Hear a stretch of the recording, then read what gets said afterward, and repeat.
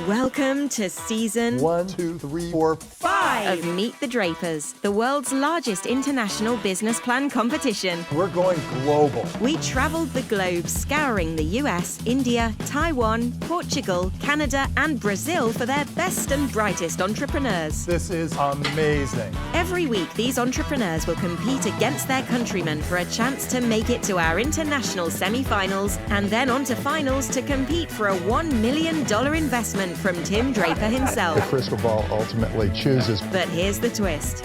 Your favorite business eliminated too early? Vote them back into the finale to get a second chance in front of judges Tim, Polly, and Bill Draper, as well as their VIP guest judges. Let the games begin.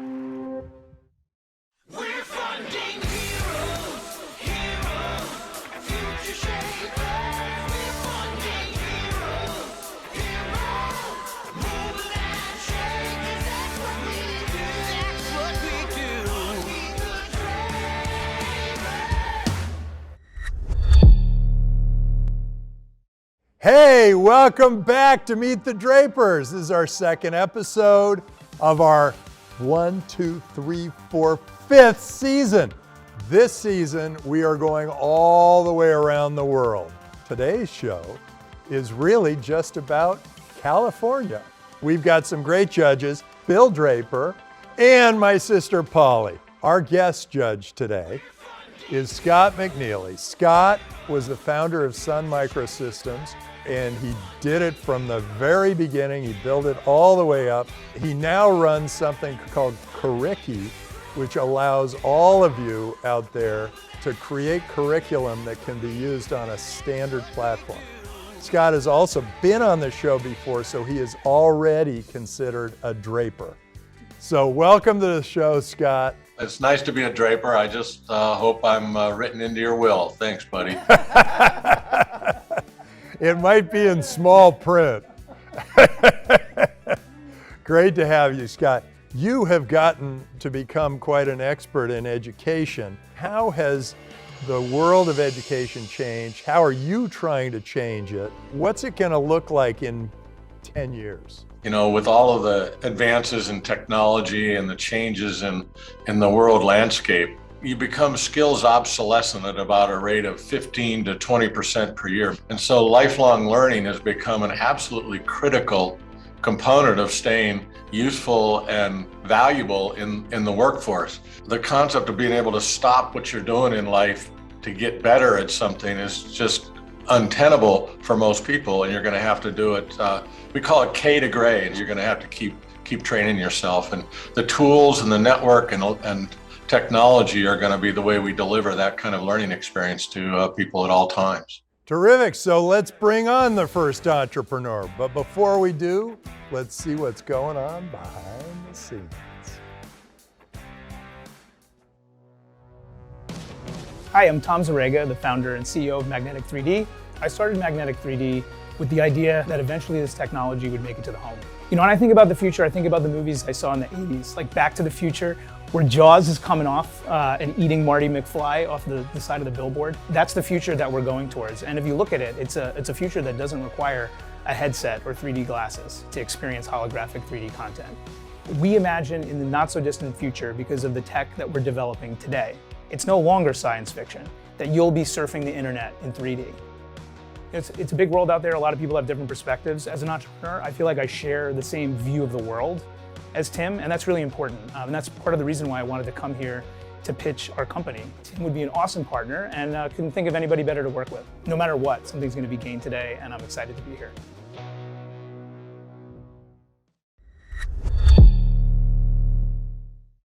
Well, let's hear from our first entrepreneur, Tom Zarega from Magnetic 3D. Our company solves an age-old problem that's kept 3D in the movie theaters for over 100 years, the need to wear 3D glasses. Consumers love 3D, but nobody really wants to wear the 3D glasses, right? Why not? Well, let's face it, the glasses They look good on you. Yeah, they look ridiculous.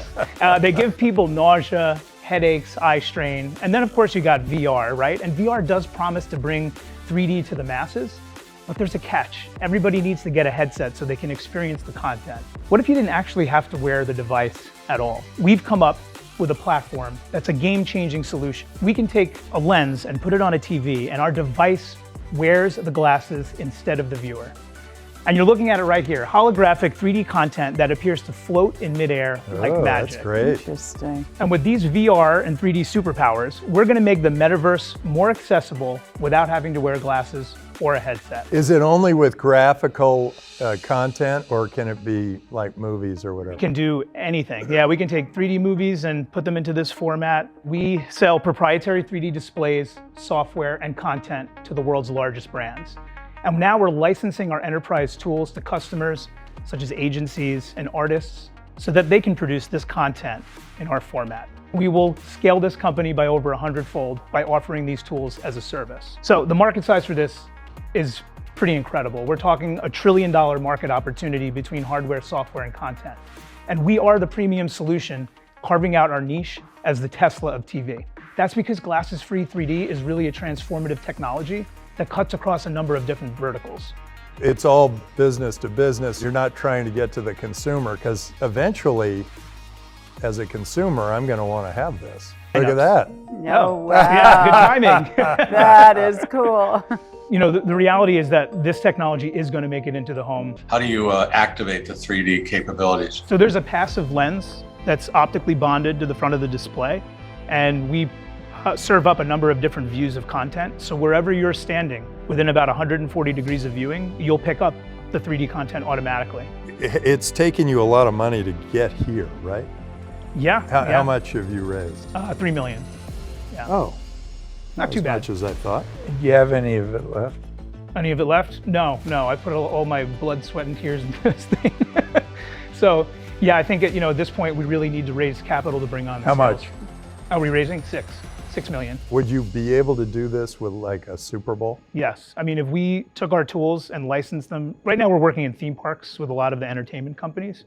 If we sell horizontally into them, they could start using our tools to do broadcast TV. Is it a couple of layers of content, or is it a continuous thing? It's continuous. We actually film the content with 9 cameras at the same time. Right. And by doing that, we create natural motion parallax because we're getting different views of content in front of the display. What would be the cost they're coming out with the new Top Gun, to take that movie to 3D? How long and how expensive would it be to do that? So the good news is we actually know a lot of the companies that work in this area, and we've actually tested their conversion. They use a lot of conversion technology to take 2D and make it into 3D.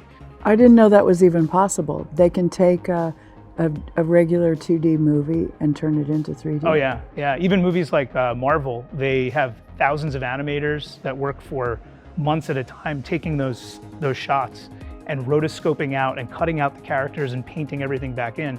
That 2D to 3D conversion process is completely compatible with our technology. Wow. Yeah. If we were added as an extension to the movie and they wanted to output in this format, it's probably an incremental cost to just format slightly for this version of the screen.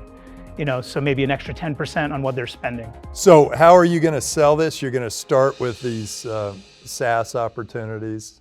Yes. And they're going to pay you. Right now, most companies are buying the screens from us outright. We're working with really large companies. They're putting us into their budgets. But ultimately, if we want to scale, I think like a lot of companies right now on the hardware side are doing platform as a service.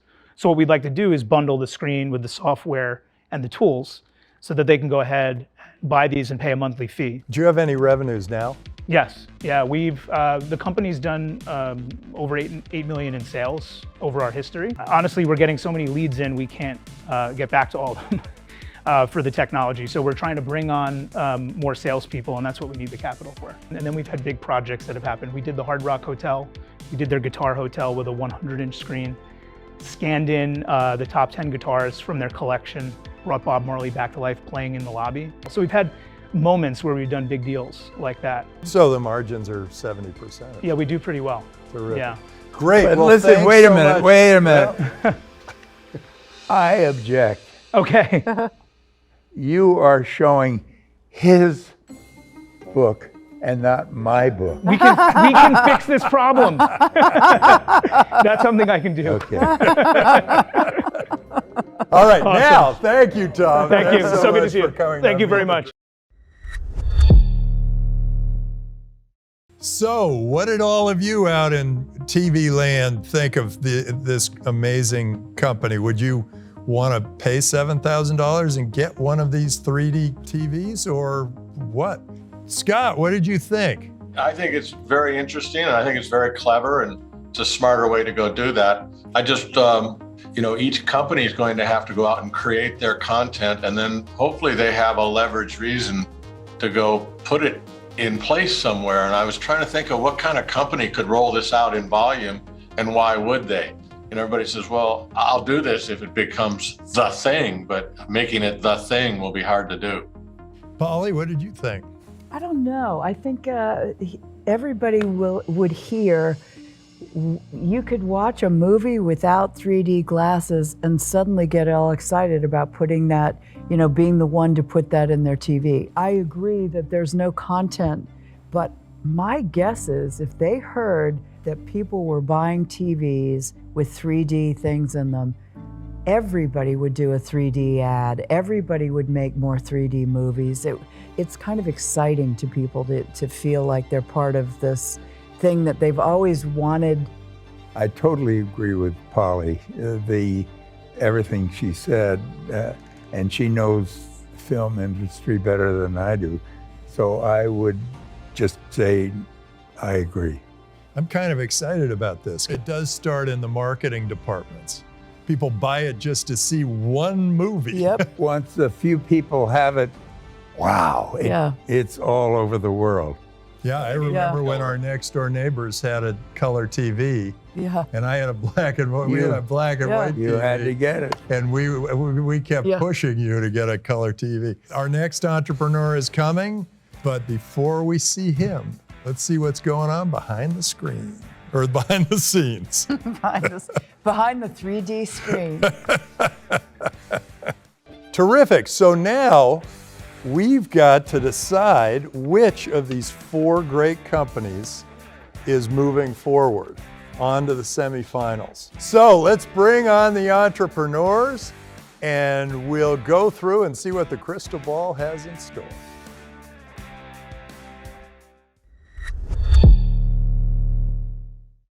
Well, thank you so much. These were some of the best, most interesting presentations we've ever seen on the show.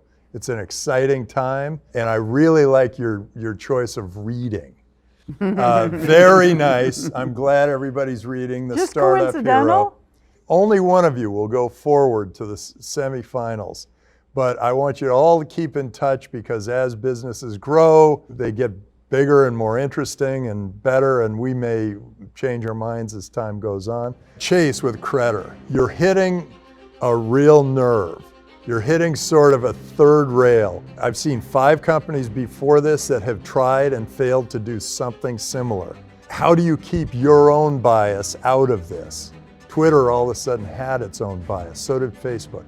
How are you not going to be affected by an advertiser who comes up and says, I'm going to give you this much money, but you're going to have to give us slightly better biases. There are going to be things that are going to change, and being in a business, it's going to be interesting. Vignesh with Canvas. We were a little confused as to where this was really going and what your true skill was going to be. What makes you uniquely qualified to run this business? What makes this business so special that customers are just going to fly to it?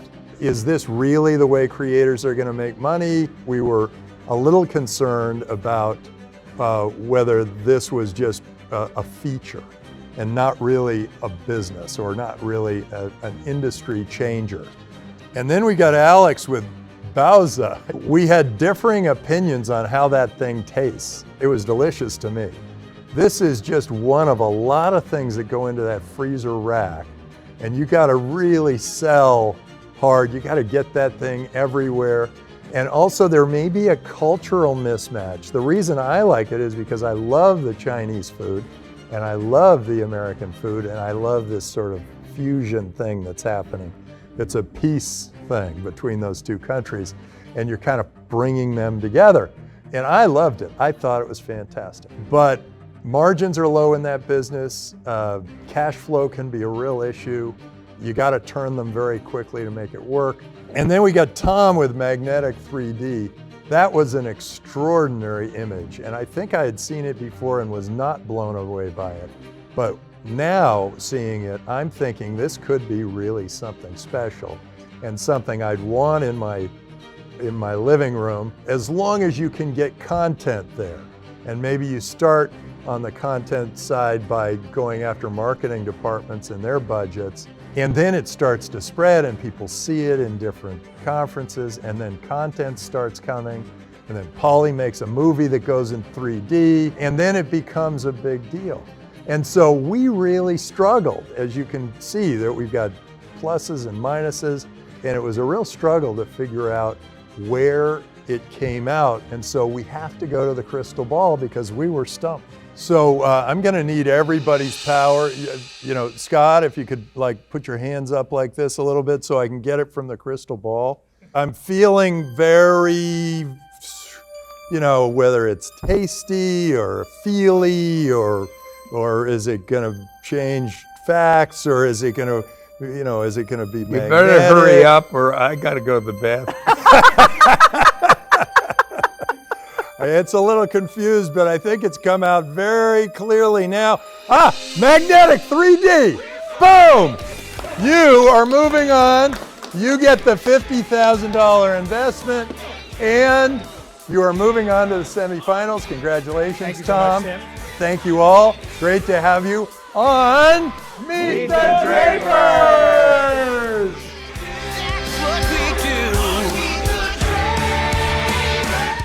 Yes, that was awesome. That was like completely unexpected. I had no idea that's what was going to happen after today's show, and I'm super excited to be going on to the semifinals. It makes perfect sense. I'm reading the back of Tim's book right here, and it says he's crazy enough to invest in all of these things, and he's always first. So I'm excited that he's one of the first in Magnetic 3D getting this technology into the home market. It's going to be awesome. Welcome to season 1, 2, 3, 4, 5. of Meet the Drapers, the world's largest international business plan competition. We're going global. We traveled the globe scouring the US, India, Taiwan, Portugal, Canada, and Brazil for their best and brightest entrepreneurs. This is amazing. Every week, these entrepreneurs will compete against their countrymen for a chance to make it to our international semifinals and then on to finals to compete for a $1 million investment from Tim Draper The himself. crystal ball ultimately chooses. But here's the twist. Your favorite business eliminated too early? Vote them back into the finale to get a second chance in front of judges Tim, This could be quite a thing. Polly, It's kind of exciting to people. and Bill Draper, That's a real plus in this case. as well as their VIP guest judges. Let the games begin. We're funding heroes, heroes, future shapers. We're funding heroes on Meet the Drapers.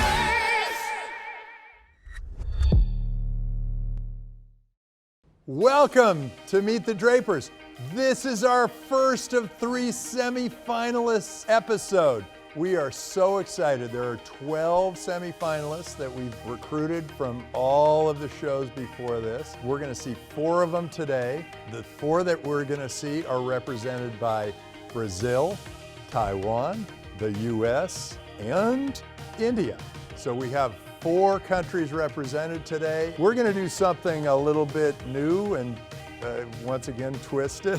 They've got to come up with some talent that they've got to have and show us how to do, and hopefully it's in some way connected to what their business is. Oh, that is a big ask. So it's a big ask in a very short period of time. Now remember, one of these semifinalists will go into the finale with the winner of the other 2 semifinalists, and those 3 will match up with the 3 that you, the viewers, have selected to go to the finals. And today we have our judges, Bill Draper, a pioneer in venture capital, and he's my dad. We have Polly Draper, she's my sister, I'm Tim Draper. I'm a venture capitalist with Draper Associates. We have a very special guest judge today, Sabir Bhatia. But he's now Sabir Bhatia Draper because he's actually been on our show before. Sabir was the founder of Hotmail. Hotmail became the first web-based email product in the world, and it grew to 500 million people, maybe there are more, and it allowed people around the world to communicate for free no matter where they were. Sabir, welcome to the show. Thank you. Sabir now runs something called Showreel. Tell us a little bit about Showreel.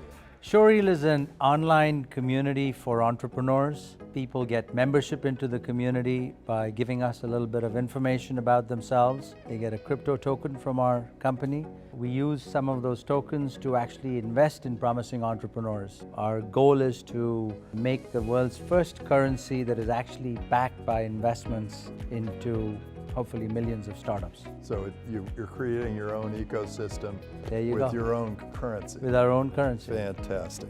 Before they become a big company. Let's move on to the next entrepreneur. But before we do, let's see what's going on behind the scenes.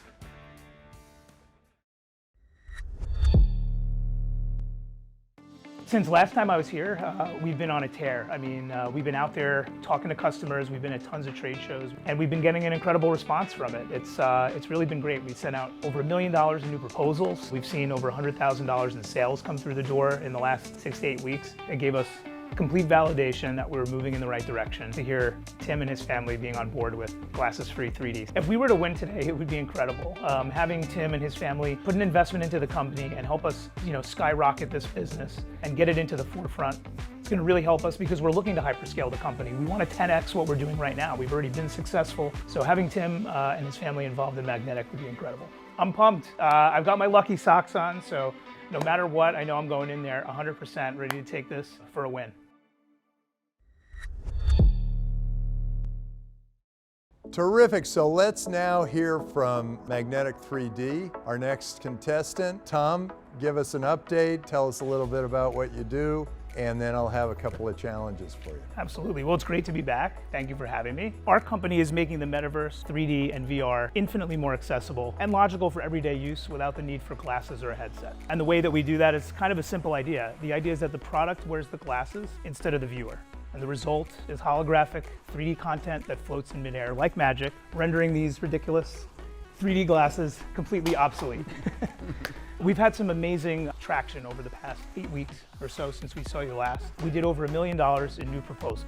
We've had $100,000 in revenue come in the door from hardware, software, and service sales. We delivered the first ever 3D NFT display to a crypto collector who actually paid us in phantom currency. And now, as a result of that, we're actually working to integrate with multiple NFT marketplaces to make holographic a ubiquitous format across the NFT community. Additionally, we delivered to Barnabas Health and Boston Children's Hospital for medical applications and surgical.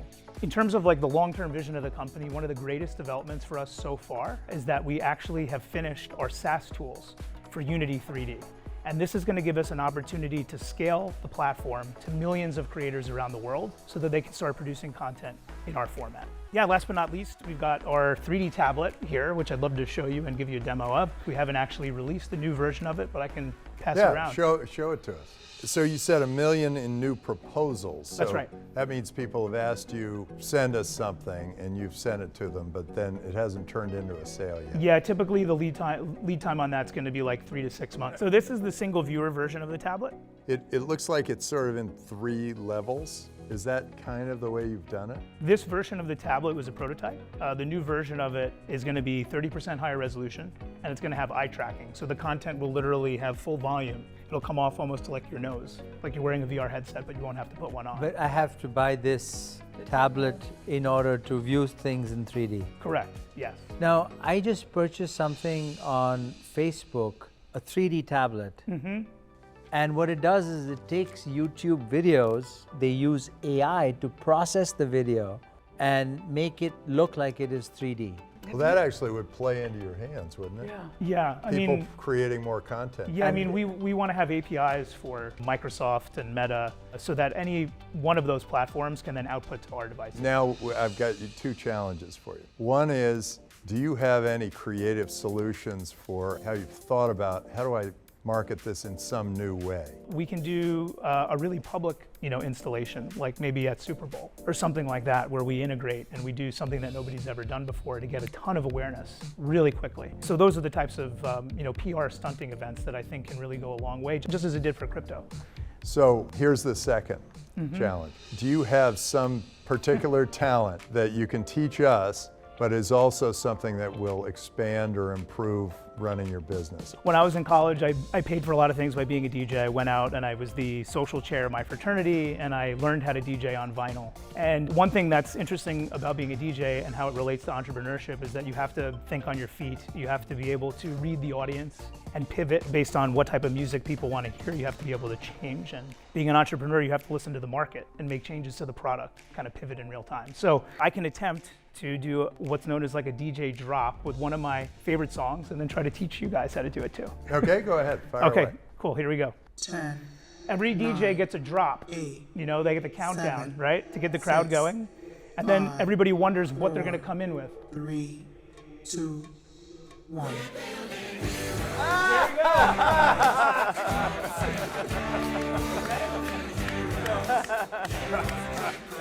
You crushed it. Oh, reverb. Yeah. Nice, so you did 3D with sound. You got 3D with video and you got 3D with sound. Terrific. Well, Tom, thanks so much for being on Meet the Drapers. You're welcome, thank you for having me. That was great.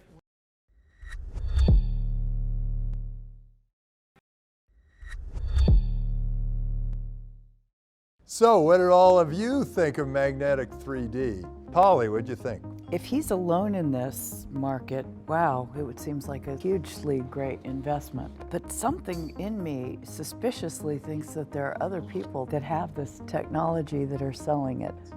I can see Facebook doing this because Facebook produces the content and it has a distribution channel where they sell their Oculus device or whatever that is. But trying to attack a market where you are getting both the consumer and the producer also on board is very challenging. You are trying to change the whole industry. I think they're starting That's what I thought. with the conferences, though. I think, like all consumer electronics, he's going to have a window, and he's got to jump into that window, and hopefully he will. Terrific.